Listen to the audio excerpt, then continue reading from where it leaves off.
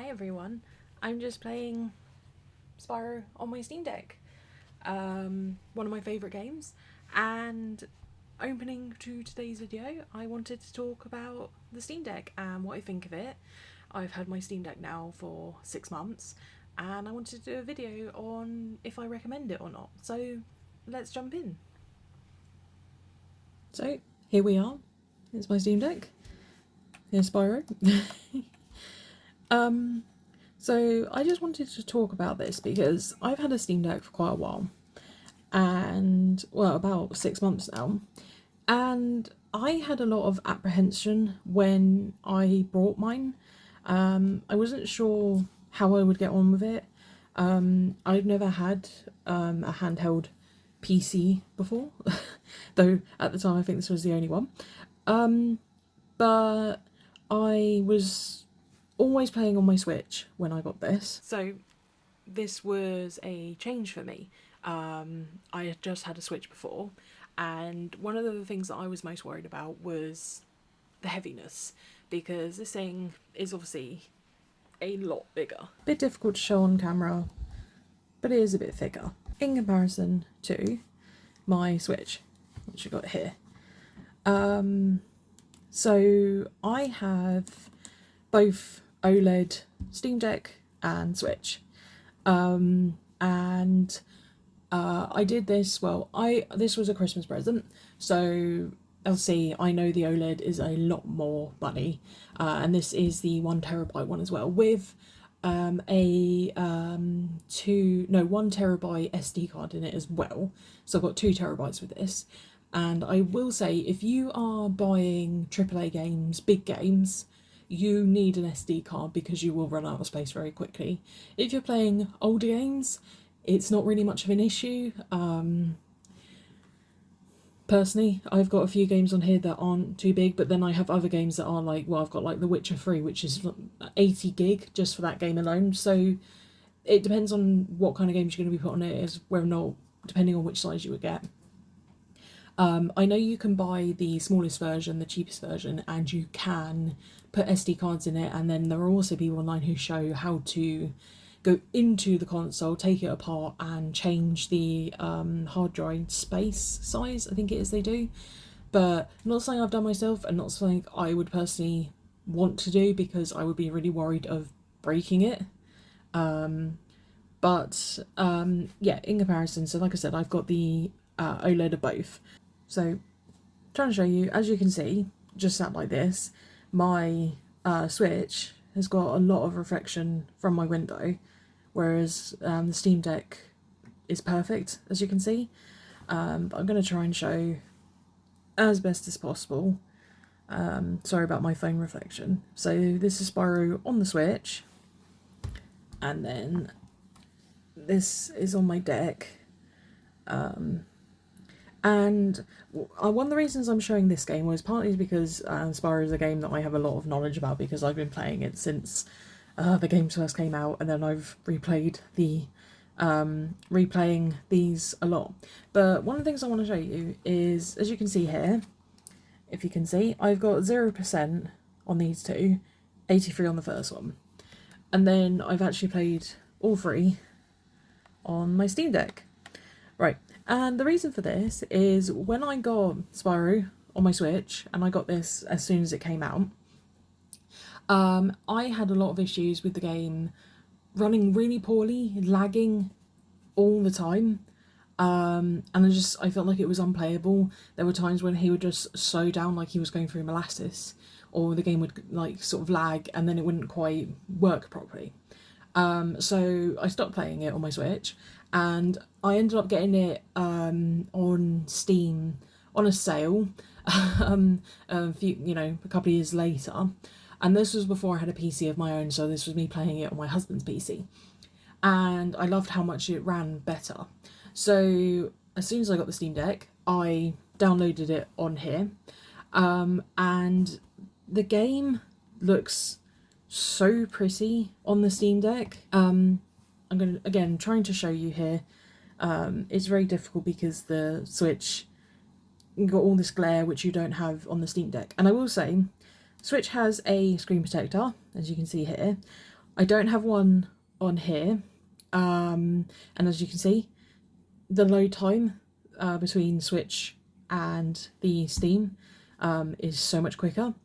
But for me, again, it's very difficult to show you guys, but here is Spyro on the Switch, and then as you can see here, if you're wanting if you're looking at these, so say you don't have either of these consoles, okay, and you are looking at which one you should buy, if you are coming from it from a graphics point of view, I would say a Steam Deck, because I do notice so much more difference graphics wise between my Switch and my Steam Deck, especially again with a game like Spyro.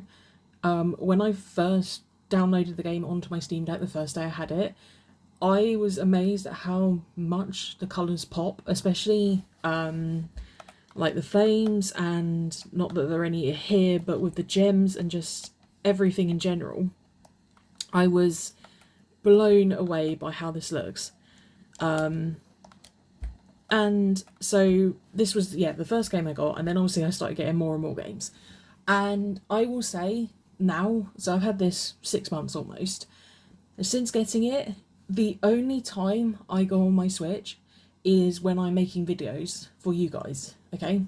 I do not play my Switch unless I'm making a video, or I very rarely pick it up. If you're wanting if you are looking at these, so say you don't have either of these consoles, okay, and you are looking at which one you should buy, if you are coming from it from a graphics point of view, I would say a Steam Deck, because I do notice so much more difference graphics wise between my Switch and my Steam Deck, especially again with a game like Spyro. When I first downloaded the game onto my Steam Deck the first day I had it, I was amazed at how much the colours pop. And so this was, yeah, the first game I got, and then obviously I started getting more and more games. And I will say now, so I've had this 6 months almost, since getting it, the only time I go on my Switch is when I'm making videos for you guys, okay? I do not play my Switch unless I'm making a video, or I very rarely pick it up.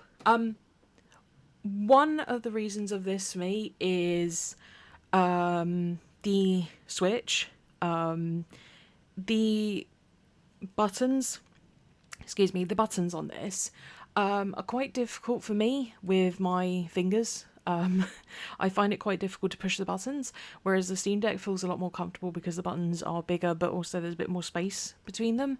But I don't feel like I'm fighting with the controllers every time I play on it.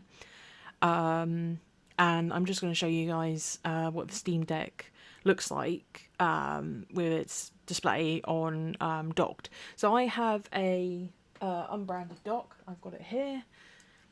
I just picked this off Amazon. It's not branded at all, and I think it cost me about £12. So you don't need you don't need the branded dock. If you want the branded dock, then sure, grab it. But I just didn't really want to spend that extra money after already spending so much on the Steam Deck itself. One of the things that I will go into, just turn that off, is noise with the Steam Deck. So as someone who now has a PC, and I am on my PC day in, day out, this kind of noise, I kind of consider it white noise because it's constant, it doesn't change, so I just don't really hear it anymore. But I'm just going to put my Steam Deck to the microphone so you can hear.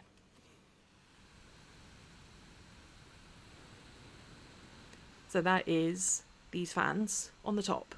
And if you are sensitive to noise, then I would say that you may not like how loud it is. And this is just with Spyro. There are other games where it will sound a lot worse. One of the ones I found is Coral Island. It sounds so much louder with that game. I don't know why that game of all games, but a lot of people online have said the same thing as well, that game seems to push the Steam Deck. I know it's better now, and obviously, again, I got the Oled, so I got the later model. And I think, looking at the consoles now, they are better than when they first launched. I would say, if you are someone who isn't really worried about playing games that are just Nintendo based. If you don't really mind playing non-Nintendo based games, or you don't just play Nintendo exclusive games, a Steam Deck is really good. Mostly for me because of how many times Steam have sales on and how many games I have grabbed for sort of under £5. Like, there's some games that I've picked up for like £2.50, £3. Whereas, something like Mario, you're not going to get for that kind of price. So I would say that I am able to have a bigger library now that I have a Steam Deck.